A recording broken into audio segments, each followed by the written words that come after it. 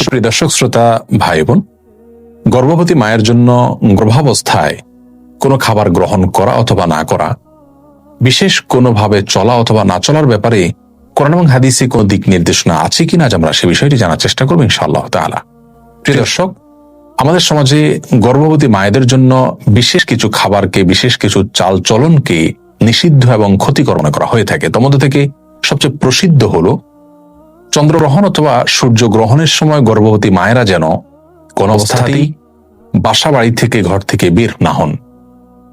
অনেকে মনে করেন যে চন্দ্রগ্রহণ সূর্যগ্রহণের সময় গর্ভবতী মায়েদের জন্য কোনো কিছু কাটাকাটি করা, কোনো কিছু কুটা, এটা উচিত নয়। যদি করেন তাহলে সেটি তার গর্ভস্থ সন্তানের জন্য ক্ষতির কারণ হতে পারে। অনেকে মনে করেন যে গর্ভাবস্থায় যদি কেউ যমজ কলা খান তাহলে তার সন্তান যমজ হবে। অনেকে মনে করেন যে গর্ভাবস্থায় কোনো মায়ের জন্য ডিম খাওয়া উচিত নয়, তাহলে সন্তানের চোখ কুসুমের মতো হলদে বর্ণ হবে। ডাব খাওয়া উচিত নয়, তাহলে ঘোলাটে হবে। অমুকটা খাওয়া উচিত নয়, তাহলে তমুকটা হবে। এরকম আরো নানা রকমের ধারণা রয়েছে।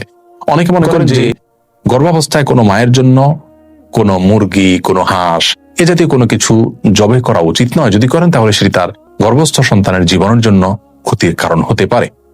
অনেকে মনে করেন যে গর্ভবতী মায়েরা প্লেট ইত্যাদি চেটে খেলে, মুছে খেলে ভালো করে, তাহলে সেক্ষেত্রে তাদের কন্যা সন্তান হওয়ার সম্ভাবনা রয়েছে।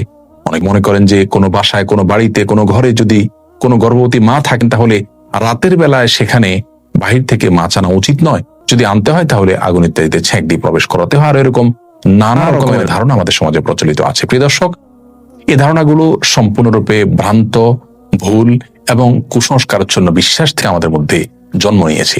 এর মধ্যে কিছু কিছু ধারণা রয়েছে যেগুলো চরম আপত্তিকর এবং একই সঙ্গে হাস্যকর। যেমন যমজ কলা খেলে গর্ভবতী মায়ের যমজ সন্তান হতে পারে। এই ধারণাটি শুধু ভ্রান্তই নয়, একই সঙ্গে এটি হাস্যকর এবং আপত্তিকর। একজন মায়ের জন্য বা যে কোনো বাবার জন্য একটি গর্ভ থেকে যদি একাধিক সন্তান জন্ম হয়, সেটা তাদের জন্য খুশির বিষয়, আনন্দের বিষয়। এটা কখনো তাদের জন্য ক্ষতির, এটা তাদের জন্য নিষিদ্ধ কোনো বিষয় হতে পারে না।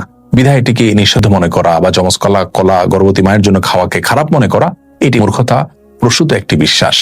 সেই সাথে যে কোনো মুসলিমের জন্য, যে কোনো মানুষের জন্য খাবারের পাত্র, প্লেট, এটাকে ভালো করে মুছে চেটে খাওয়া উচিত। এটাকে অপচয় করা উচিত না, কোনো খাবার নষ্ট করা উচিত নয়, বরং ভালো করে মুছে এবং পরিষ্কার করে খাওয়াটাই হলো সুন্নাহ।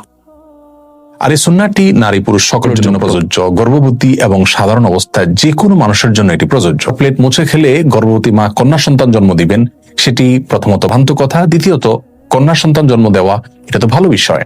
কোরআন এবং হাদিসের কোথাও পুত্র সন্তান জন্ম দেওয়ার জন্য বিশেষ কোনো ফজিলতের কথা আমরা জানি না, কিন্তু কন্যা সন্তান জন্ম দিলে সেক্ষেত্রে মা বাবার জন্য সেটি আখিরাতে নাজাতের মাধ্যম হবে, জান্নাতে যাওয়ার উপায় হবে। এরকম বিভিন্ন হাদিসের কথা আমরা জানতে পারি।